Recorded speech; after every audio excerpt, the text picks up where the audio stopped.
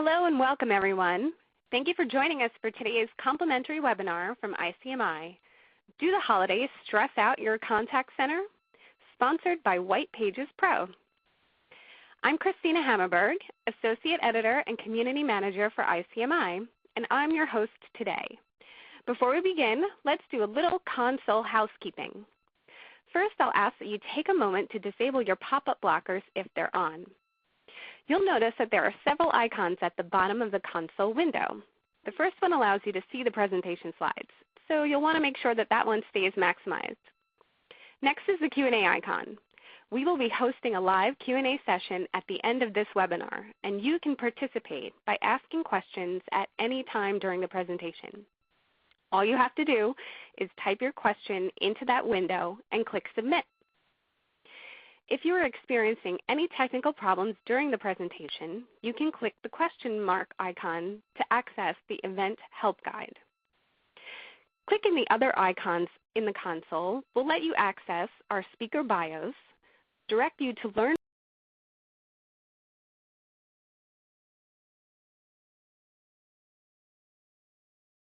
more about our sponsor, White Pages Pro, or find out about our other upcoming ICMI webinars. You can also download a copy of today's presentation in PDF format to follow along. You can also share this event with your colleagues through your Facebook, LinkedIn, or Twitter accounts right here from the webinar console. We've already set up the Twitter button with the ICMI webinar hashtag, so if you click there, you can follow along with the conversations around today's events and then log in to tweet or post in real time. So let me introduce you to our speakers. Today we are very pleased to welcome Jeff Toyster, President and Founder of Toyster Performance Solutions, and Craig Paris, Chief Revenue Officer for White Pages Pro. Thank you both very much for joining us today. Okay, so before I hand the mic over to Jeff, I want to encourage all of you in the audience to be social. We've got all of our Twitter accounts up here on the screen, so please feel free to add us at any time during the next hour. And with that, I will hand the mic over to Jeff. Are you ready, Jeff? I think so. Awesome. So let me just advance to your first slide, and you are ready to go. Okay, well, thanks, Christina, and thank you, everyone, for joining us today. Given the topic, I imagine you might be combating some of your own stress just tuning into a webinar when you have other things going on. So I appreciate it. And, of course, our goal is to give you something useful to take away to help combat some of that stress that our agents face during this time of year. So to get us started,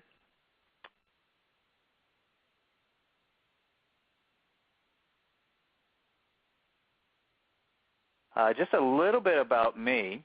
I'm a consultant. I work with companies to help them improve customer service and do a lot of work with call centers. That's a prior career was managing and training in call centers, so that's become very important to me. Training is something that is a lot of what I do. I like working with employees to help them find ways to improve performance. And I'm also an author, a book called Service Failure. And so I'm going to be sharing with you today a little bit of information that's coming from my own experiences, but also from my book that was just released a few weeks ago. So there's a cover shot. So if you want to check that out, you can learn a little bit more about hidden obstacles that get in the way. So our goal today really, from my perspective, is to give you 3 strategies that you can use right away to help you provide faster service. And we know faster service increases customer satisfaction. When our customers are happier, it helps our agents feel a little bit less stress. I think one of the ways to describe the feeling this time of year, especially if you experience a lot of seasonal call volume, it's stress, sometimes even panic. If you're looking up at your call volume, you see how many calls are in queue or how much wait time you have. That can be very stressful, and especially if those of you had some experience being on the front lines, as I know I have. That's a tough time of year. And so if we can make things a little bit easier and find some quick fixes, I think this will be a productive session. I'll also share something with you, though, that I think it's hard to evaluate ourselves. In other words, you've made a good step by being on the webinar today, tuning in, trying to learn something new. But I recently toured a call center with a client, and my client remarked, despite hold times of up to an hour and a clear kind of panic and stress amongst the call center agents, she said, you know, we're well aware of what all our challenges are, and we've done everything that's in our power to fix it. And as I looked around, I spotted maybe 5 different things that they could do right away to make things better. And it occurred to me, just like you see this pumpkin trying to carve itself, that when we're looking at ourselves, it's sometimes hard to evaluate. We need an additional perspective. So I encourage you, as I share a few strategies with you today, think about, try to think of, remove yourself from that stress that maybe you're feeling as well, and try to consider these strategies with an open mind. Some of them might be a little counterintuitive. And see if there's an opportunity to take just one away to implement it. And you never know, if you're going to get some good results, then again, this is a pretty good use of your time. So let's get started then. And the very first strategy I want to share with you is knowledge sharing. I think knowledge sharing in call centers is not a new concept, not a new topic, but there's ways that we can do it more efficiently and more effectively. So I want to give you 3 examples of some inefficiency caused by our reps not having the right knowledge at the right time, and then I'll share some solutions, some very easy solutions with you. So the first gap, the first skill gap, if you will, is a difference in skills amongst your agents. And I'm sure a lot of you are familiar with skill-based routing. Some of you may do this. So you route calls to people with a certain set of skills, but even within those groups, the skills are different. For example, I was working with one client. They were in tech support. And if the call happened to get to one agent, a common problem, she could fix that in about 5 minutes. But if it got to another agent, same skill group, same hunt group, luck of the draw, this agent would take about 30 minutes to resolve the same problem.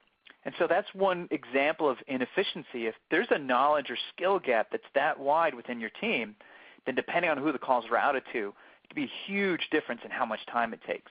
Let me give you another example. We'll talk about some solutions in a moment. So the next one is what I call triage. This time of year, if our call volumes are high, we need some extra people, what do? We might bring in some temporary employees and give them about a third of the training they would normally get.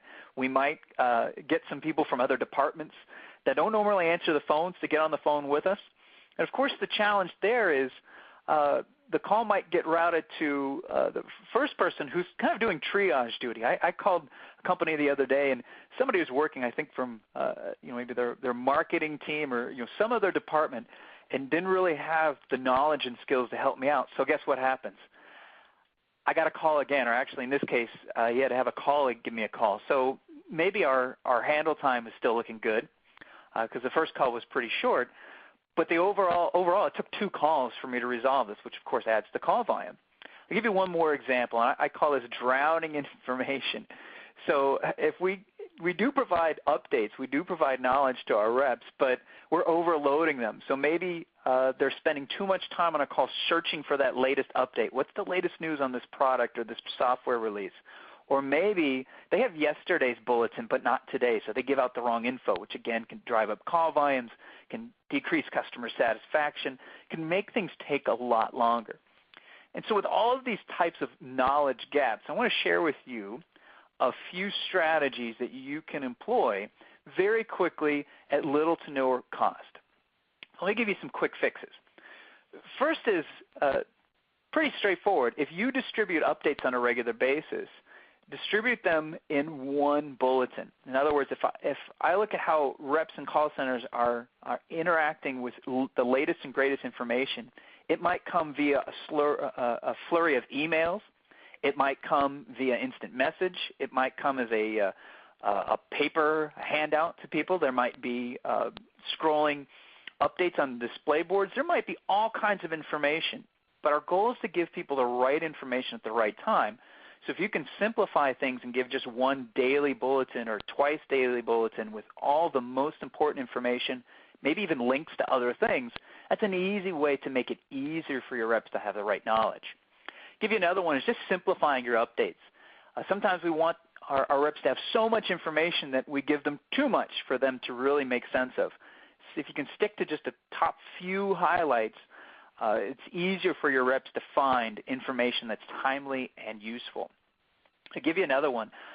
Designate an expert. One of the things I think that worked when I looked at this call center, we had one person that took 5 minutes, another person took 30 minutes, is that 5-minute person's an expert. And while they may be very, very valuable on the phone, if I were to pull this person off the phone and actually have them support the rest of the team in terms of providing knowledge, or maybe this is somebody, if they got stuck, they could put a customer on hold, go directly to this person and ask a question, then having that one person as kind of a focal point makes it easier for people to get the answers they need and get them quickly. So that's another strategy that might work for you. A couple more. If you do have display boards that are capable of this in your call centers, go ahead and put the latest, most important updates on those display boards so that if something is timely, if it's pertinent, and it can help your reps resolve an issue faster, they can see it right in front of them. And finally, the last one, something I think is counterintuitive when we're really busy. When we're really busy and stress levels are high, we stop having regular communication. However, this is probably the most important time to have regular communication, so I suggest having daily huddles. And if you're not familiar with that, there's a lot of names for it, a huddle. Sometimes we call them a stand-up because we don't even have time to sit down. It's about a 5-minute meeting, or even bring your own chair. But it's a very short meeting with the supervisor and anybody coming on shift at that time to talk about what are the highlights of the day, any kind of challenges, and any kind of information that we need to know. And this is a great type of situation where you can share the latest updates, you can share information about a problem that someone discovered, but also the fixes that can go with it. And so that quick communication, that no more than 5-minute meeting, is a great way to keep everybody on the same page. Okay, so those are some strategies you can use to bridge that knowledge gap and hopefully have people have the right knowledge at the right time so they can answer your customers' questions a little bit more quickly. I'm going to move on to the second strategy now. And the second strategy is what I call the 5 questions technique, or otherwise known as the art of proactive rapport. And I'll share with you first the challenge and then how you can use this particular technique. So the challenge is what I call the dreaded dead air. And this happens on many calls. We're waiting for our computer system to catch up with us. We're waiting for some sort of background process to happen. And if your rep isn't particularly good at initiating conversation, doing something about that dead air could be a wasted opportunity. And there's 2 reasons that, of course, this dead air can be a problem. One is customers' perception of time is often based on how engaged they are. So dead air tends to drive down the customer's perception of the overall experience because they feel maybe it's a little awkward or perhaps it takes too long. There's also missed opportunities. So if our reps aren't good at making conversation, or if their conversation's awkward, for example, I'm based in San Diego, and people will ask me sometimes very awkwardly, so how's the weather there? And of course, do you know the answer? The answer is it's nice.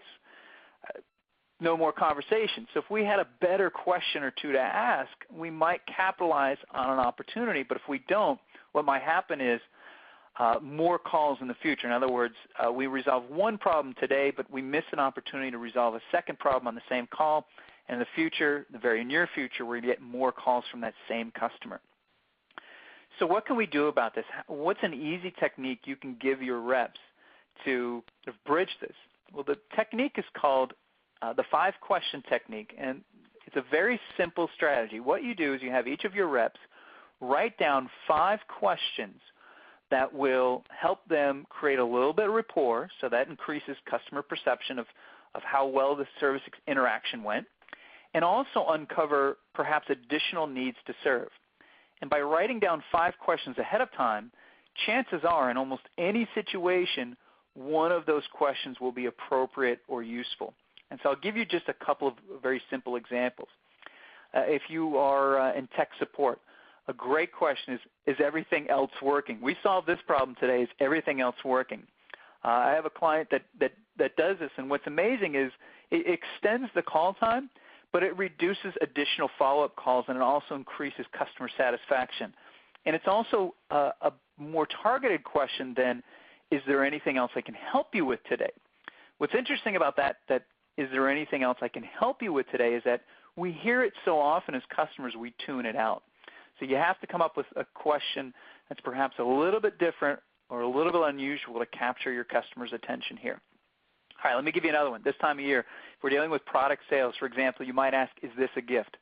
And if you ask that near the front of the call, this can help prompt your rep to provide other options such as gift wrap, gift receipts, shipping to alternative addresses. There's all sorts of other things that might come up if we know it's a gift. We might also inquire about additional sales then if we know it's a gift versus something for themselves.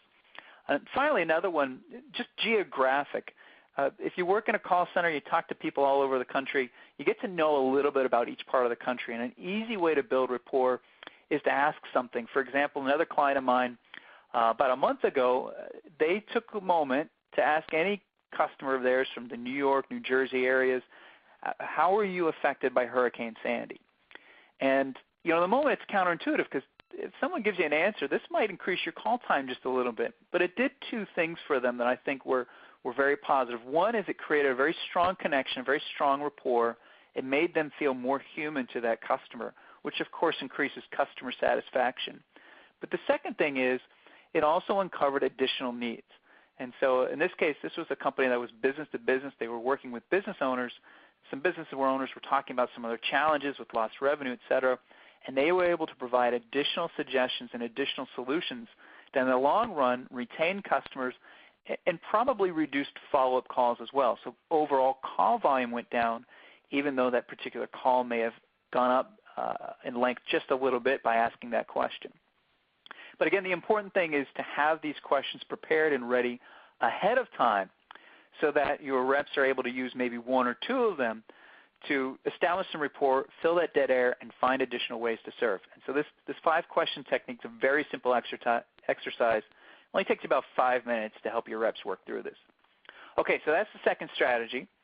Third strategy I want to share with you is to reduce multitasking. Now, if you look at call center jobs, I mean, that's multitasking we know is a requirement. So I have to be careful what I mean by this. What I really mean is multitasking that involves several assignments at once. So we know it's very common if you're on the phones, but you might have some dead time between phone calls. Maybe we assign some additional work like responding to emails or doing some other background work. We also know that in today's call center, a lot of our reps are going to have an instant messaging window up so they can communicate with their colleagues. They have other windows up. Maybe they have a window that visually notifies them in some way every time they get an email. And all of these things kind of grab their brain's attention. And when that happens, it actually slows down their ability to resolve the challenges for the customer they're talking to on the phone. And it also causes them sometimes to miss opportunities completely. So I want to see if we can do a demonstration of how multitasking affects your brain. And then I'll give you a real example of how multitasking can lead to a service failure. And finally, I'll give you a couple of solutions for overcoming this. Okay, so here's the demonstration. It starts easy and gets a little bit more difficult. What I'm going to ask you to do when I say go is simply read aloud the names of the colors that you see on the screen. And let's do this together. All right, ready? Go. Red, blue, orange, green, black, purple. Okay, so I bet for everybody this was pretty easy. Now, because there's just a slight delay from when I advance the slide until you see it on your screen, I'm going to put up a new slide, and we're going to have colors listed again. And as soon as you see it, I want you to read the names of the colors out loud. The only difference this time is that the colors are going to be typed in different color ink versus just black. So once again, once you see this new slide, simply read the names of the colors out loud.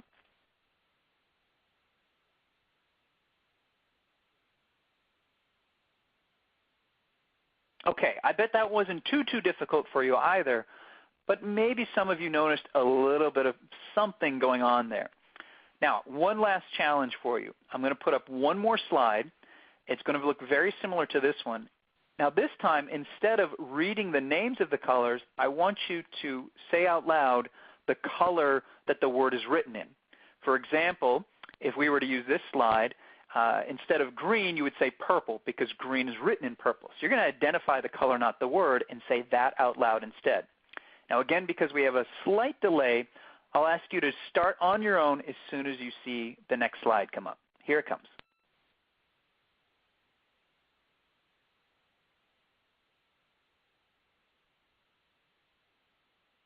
Okay, now what I imagine many of you experienced was a much more noticeable delay. You were probably still able to do it correctly, but at a much slower pace.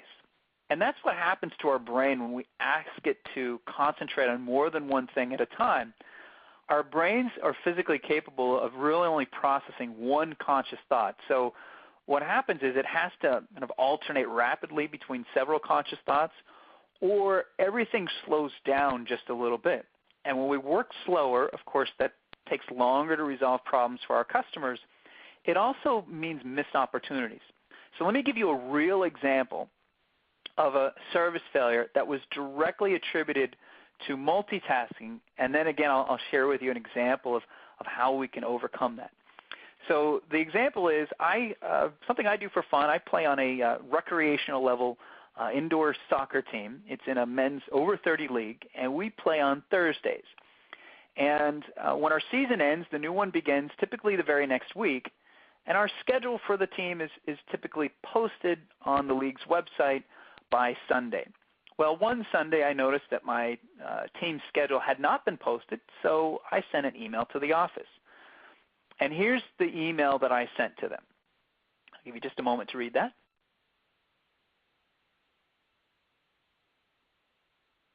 Okay, pretty straightforward.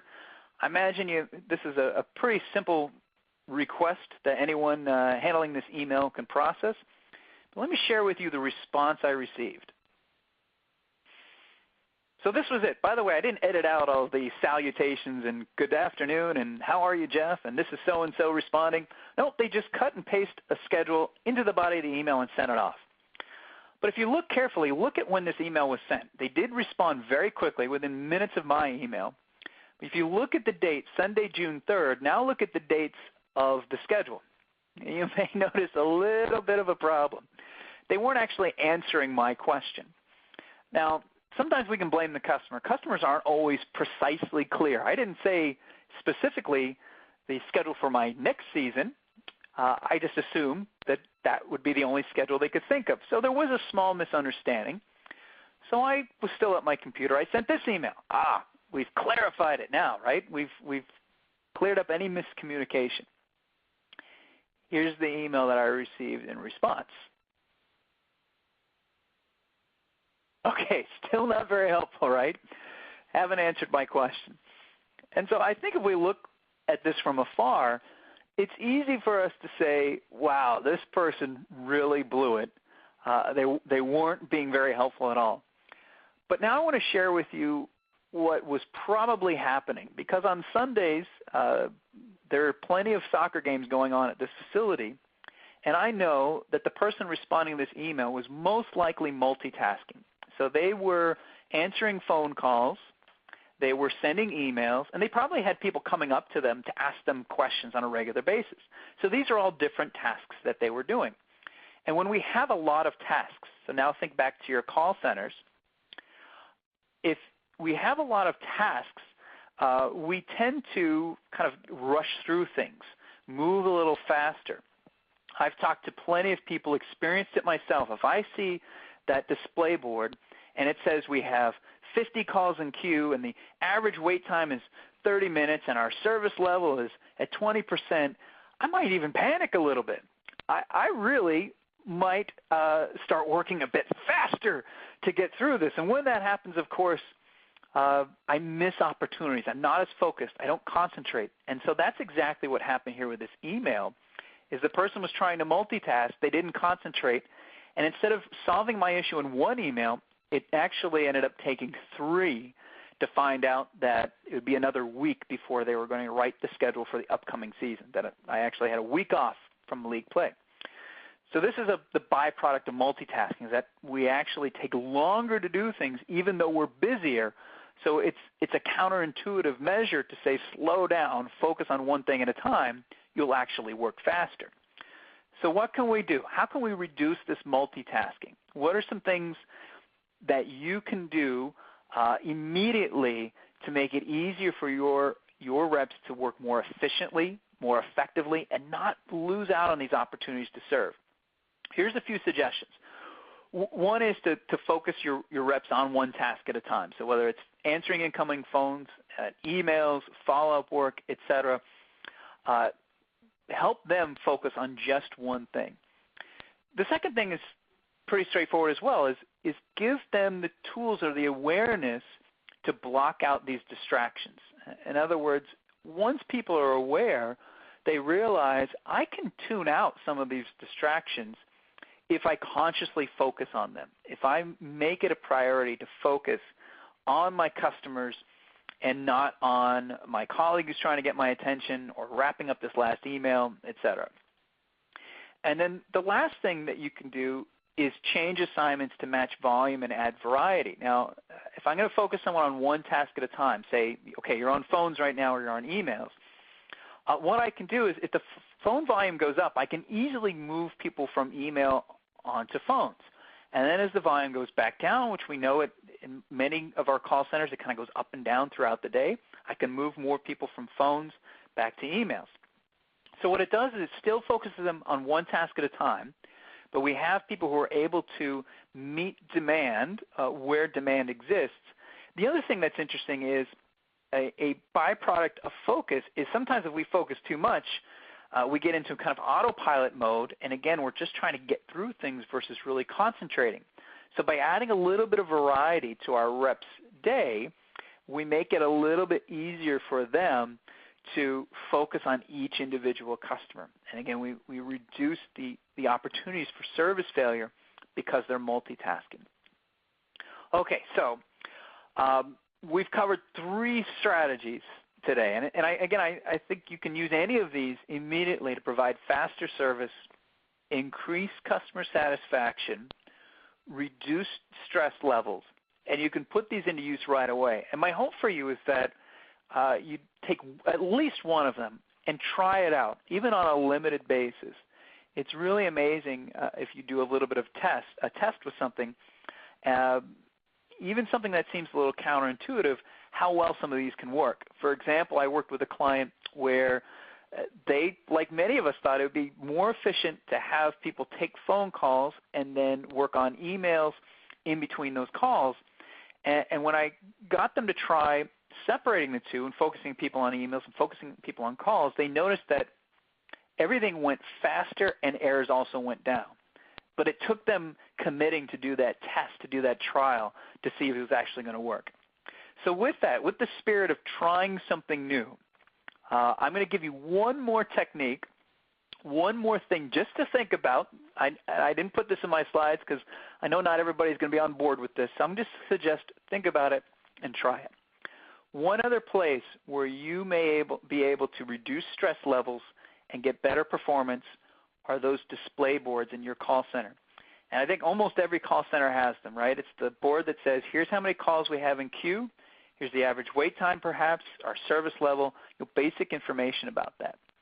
And when I ask call center managers why they have that, they often say, well, I want my reps to know when times are busy so they work a little faster, and I want to know when times are slow so they know they can do some of their follow-up work.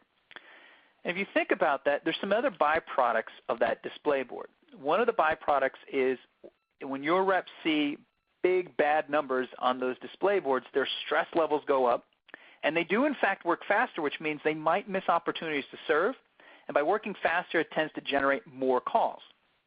So it's an area where that can be almost damaging. It can increase stress levels, and you can reduce performance.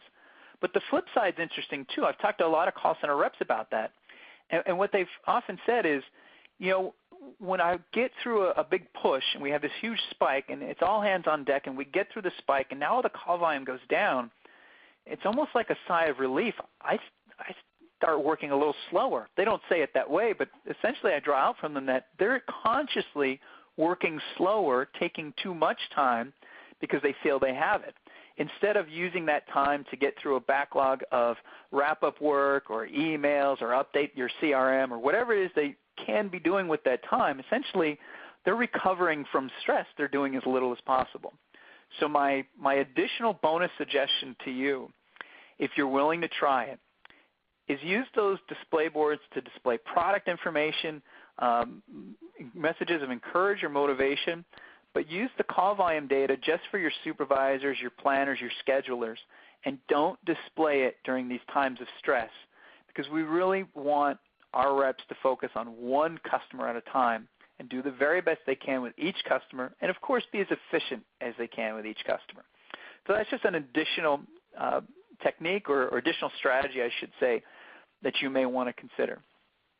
All right, so I hope you got something out of it today. I want to remind all of you to be social. So we've got everybody's Twitter addresses here. And if you do use that back channel, so hashtag ICMI webinar, I know you can submit questions via the webinar directly, and we'll have a chance to respond to those today. But also anything you send that might be related to what I shared with you today via Twitter, I'll be happy to respond there as well. So now I think it's time to turn things over to Craig Paris at White Pages Pro. Great. Thanks so much, Jeff. That was really insightful. So thanks, everyone, for joining us today. My name is Craig Paris, again, from White Pages. I'm the Chief Revenue Officer here. I've been with the company 7 years now and counting. So I'm going to start out and just give a company overview, highlights for some of you that might not be familiar with us, but I'm assuming many of you have used our consumer site. So we're the largest and most trusted online directory. We have some very well-known premium brands in the market, whitepages.com being our core, 411 as well, and some of the other names you see here. So in aggregate, we're a top 40 web property. We see huge volume. We have 40 million monthly unique users coming to the site to access the contact information on our site. And like many folks today, we're ramping up aggressively around mobile, and we've about 25 million downloads to date, both from an iPhone and an Android perspective. Some of the clients that we work with throughout the company you can see here below, and we definitely hope to add some of you guys there over the next couple of months. So moving forward, White Pages Pro, we looked at So looking at the marketplace and being aggressively attentive to our consumer site weblogs, we started noticing that a lot of large merchants, both from a call center and a fraud perspective, were accessing our consumer sites on a regular basis, very often, huge volume. So in speaking with many of these folks, we realized we had a much bigger opportunity to work with them where they'd have access to much richer and deeper data, both, again, to ID users from a call center perspective, help with customer service, and then on the fraud side to help raise potential flags if someone's looking to do something fraudulent. And clearly with e-commerce growing, that's a growing area as well. So here's some of the clients we work with on the pro side. The group has been, the division's been around for about a year and a half now, and it's definitely the fastest growing team within the company. We're really excited about what we put in place and what we're doing. So moving forward, I'd like to talk with you about our Vizio case study. So Vizio, as many of you are aware, they're one of the largest LCD and HD TV electronic companies. And when we met with them and just doing a lot of qualification and learning about their needs, we identified together a major opportunity to reduce call duration and improve customer satisfaction, which at the end of the day is their number one goal. So in discussion with these guys, and you know, Vizio already, they're clearly, a well-equipped organization, a champion of efficiency, but they realized that they could, when calls came in, they could help reduce time and increase customer satisfaction and rep satisfaction as well. So really the solution there, working with White Pages Pro, is that they were able to add our phone number intelligence to the process when someone calls in. And what they were able to do is to identify unknown phone numbers from both new and current customers, and also import contact information with just a few clicks. So it was much more simple. And the entire process with Visio, these guys were great. Love having a case study with them and being able to talk about it in the marketplace. It really took just 2 days to integrate with our API and to give them access. So rolling up, really, what does that mean for everyone? We were able to reduce call time about 31 seconds on the Visio side. We're definitely seeing that we together increase customer satisfaction because, as we all know, and I know this from being a consumer, when I call in and these guys get about a million calls a year inbound, everybody wants to get to the root cause. They want to discuss with the customer service rep the problem they're having. So the caller is able to be ID'd much more rapidly. In many cases, and I think some of the points that Jeff had, this is helpful around customer service and more personalization. You're able to say, Mr. Jones, Mr. Paris, how are you? And so that's cut down call time, increased customer satisfaction. And another thing that we heard within the case study process is that Visio is very firm in letting us know that the main reason that they wanted to work with us is that they got really great reviews and feedback from their reps internally. And based on what a lot of what Jeff was covering, clearly we want to keep our top employees happy, and if our reps happy, that could only help. So in summary, the Visio case study has been great. Really happy about the performance there, and we've helped them cut down 31 seconds in call time. They have access to our large database, and we're happy to answer any questions for you today. Thank you very much. Great. Thank you so much, Craig. Okay, so now we have reached the Q&A portion of our webinar.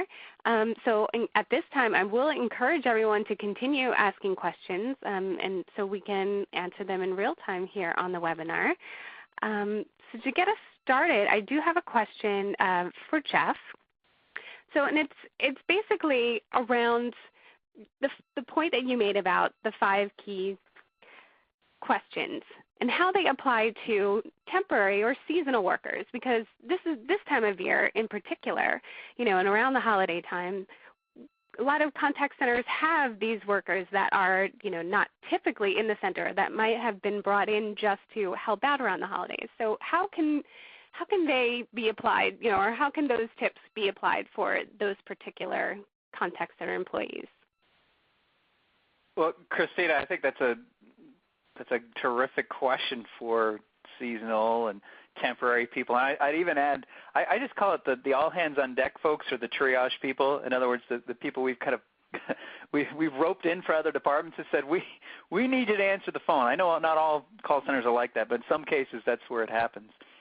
And I think this technique is probably most applicable to those folks. If you have really veteran reps, they probably don't need the 5-question technique. They know the questions to ask.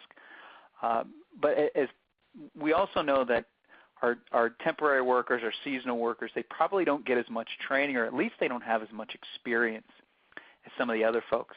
So this works because it's a very simple activity, and you help them come up with these 5 questions based on the experience of the trainer, based on the experience of the supervisor, based on their own insight.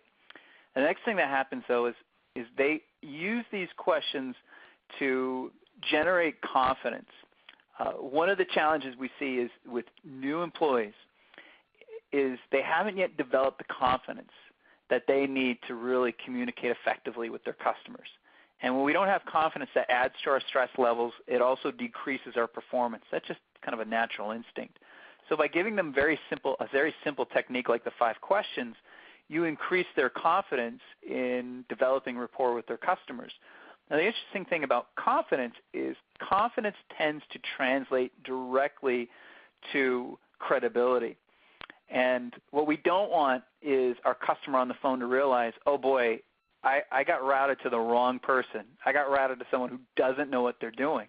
We want that customer's experience to be seamless, whether the call gets routed to the person who's spending their second day on the phones, or someone who's been a 3-year veteran who's quite the expert. And so we can use those questions to generate confidence. That enhances credibility, makes everybody feel a little bit better about the interaction. So I think it's the perfect application for that group. Absolutely. Well, thank you very much, Jeff. So, Craig, I have a question for you. Can you tell us a little bit more about what White Pages Pro does, their service, and what kind of impact you have on average handle time? Sure. Great question. So from an overall business perspective, like I said earlier, I'm happy to flush it out. We're really focused on 2 key areas right now. One, working with call centers to cut down average handling time, where in this case with Visio, we've shown 31 seconds. So there's a lot of different things that that number helps to achieve, right, from an ROI perspective, from a customer service perspective. And then on the other side of the business, we're very focused on merchants, right? We've seen the access to our richer data through Pro versus the White Pages consumer site has been very helpful with some of the brands you see there in accessing whether someone, for example, is looking to ship a 60-inch plasma to a PO box. We can help flag that, our data. If someone's potentially looking to ship something to a vacant home, which is clearly another red flag potentially. If someone's using a prepaid mobile card, a non-fixed VoIP like a Google Voice or a Skype, just richer, deeper data that helps provide more information to decide if someone's potentially looking to commit fraud. So those are the 2 key cases, and our goal over the next year as we're growing the team is to continue to provide and aggregate and build richer data through all the different sources that White Pages has, the White Pages core sites, our mobile apps, and of course any user-generated content that our users provide us with. So hopefully that answered the question. Thank you. Yes, it absolutely does. Thank you so much, Craig. So we just got a question in for Jeff from Jude Charles. Jeff, how strong would you suggest a call center staff to be divided into 2 groups of reps? One group handling emails and the second group handling calls. Okay, so I imagine it's how strong. In other words, how much would I advocate doing that? I suppose. Yes, that seems to be what he's asking. So. Okay, so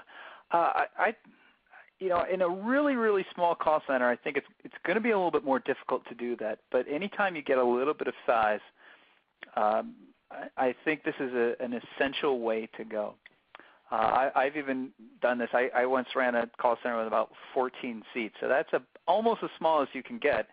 And we still employed this technique, and it worked very, very well. So I think the quick answer is very strongly, but it doesn't mean that you can't move people around. So I don't know if it's necessary, if it's 2 evenly weighted teams, it might be everybody's capable of doing both, or you have a certain core group of people that are cross-trained. But what you do is you allocate people to the assignments that have the most needs. In other words, if we have a high call volume, then I'm going to allocate more people to answering the phones. If I have low call volume but high email volume, I'm going to allocate more people to email. The key is to be able to focus on one task at a time, because the example I showed you is a great example. I've got many, many more where the biggest part that suffers really is email. Email volume goes way up because people aren't really taking the time to pay attention. When that next call comes in, it never comes in right when I've sent that email. It comes in the middle of the email. And if you observe reps, what they do is they try to cheat a little bit and finish typing while they're supposed to be greeting that customer on the phone. Or they might be on the phone with the customer, and they're still in the back of their mind, they're thinking about that email. So I think it's an essential way to both avoid errors and increase efficiency is if you can move people to one task or another. I just don't know it necessarily needs to be 2 discrete teams. You might have cross-trained or universal agents that you can allocate based on where the work is. So I hope that answers the question, but if not, please provide some more information. Thank you, Jeff, because I know that's something that, I was wondering about. I mean, the scalability here, because, if you're in a really, really small contact center, there are fewer agents dealing with all channels. So, how those strategies apply when you only have a small staff working with you. So I know that's a concern. I would say for a small call center, one of the things that you could do, I did some research that I do every year, and I asked the question, how quickly do we expect as consumers a response to email? So we're still not, and I didn't bring this up, but we're not talking about responses to, say, social media channels like Twitter and other places. We do expect immediate responses there, so we should probably put those into the mix as well. But if we're talking about email, what's interesting, the results consistently show that if we email a business, we still expect a response within one business day, and that's a pretty large majority of people. An interesting aside, we actually expect our coworkers to respond much, much faster. But for businesses, it's still one business day, and you have probably 80 to 90% of your consumers, at least half a day to a whole day is their range where they expect a response. So in other words, they don't need a response that instant, especially if you have a small call center. If you have an autoresponder where when a consumer or a business emails you and the response immediately comes back and says, thank you, we've received your email, and we will respond within, let's say, one business day. Then as long as that's acceptable to the customer, if you respond within that time frame, then you're okay. So working backwards, how does this apply to a small call center? Well, it's easier to say, save my emails towards the end of the day. Most call centers that are small, they tend to have very discrete spikes, whether it's mornings or Mondays and Tuesdays.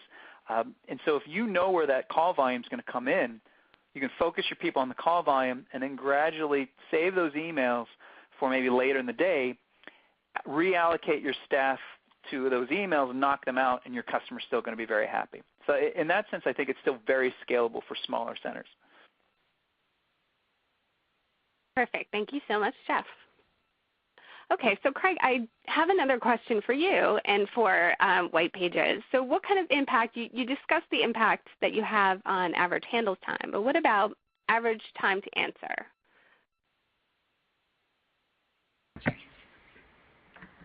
Great. So, depending on call script, we've generally seen about a 30-second reduction in call time. I also have John Neely on the phone. I think it'd be great for him to jump in because he handles a lot of our accounts within this vertical. John, you want to chime in? Absolutely. Absolutely, Craig. Hey, I'm happy to answer that one. So the way our system works and the whole flow of handling a call, when the call first comes in, you're able to identify who's calling, and that's really when you start to process the call. And the first step is to check to see if inside your CRM you already have a record available for the customer. And if you do, then you don't even have to make a call. Everything's fine. If you don't, you can call our API. You're going to get a response back in way under a second. So it really doesn't have any impact whatsoever on average time to answer. You can just quickly flows through. And the nice thing about it is when the rep answers the phone and the screen pop is there, you have all the relevant contact information for the customer right up in front. And as Craig mentioned earlier, it's really nice to have the rep say, hello, Mr. Paris, as opposed to who's calling, please, and how can I help you? Did that answer the question? Would you like some more information on that? Well, I think it did. Craig, do you think that sufficiently answers? Yeah, I think John did a good job. Smart guy. But if we have any other questions around that, we're happy to answer them. But I think he did, yes. Excellent. Well, thank you both very much. So we are rounding out the top of the hour right now, and we have no more questions in our queue at the moment. That doesn't mean that you can't continue to ask questions. So up on our screen right now, we have contact information for Jeff and Craig. So you can feel free to reach out to them directly if you have any other questions or thoughts on their presentations. And you can always contact ICMI and find out more about our other resources and upcoming webinars as well. So that concludes our presentation today.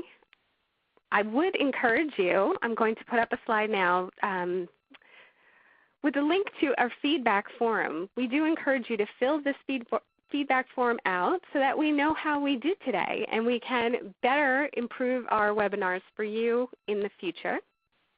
And this concludes our program for today, so thank you again for joining us. Shortly following today's live webcast, you'll be able to access this presentation on demand. And this webcast is copyright 2012 by ICMI. The presentation materials are owned by or copyright, if that is the case, by ICMI, which is solely responsible for its content, and the individual speakers are solely responsible for their content and their opinions. So on behalf of ICMI and our sponsor, White Pages Pro, we thank you all for attending, and have a great afternoon. Thank you, everyone.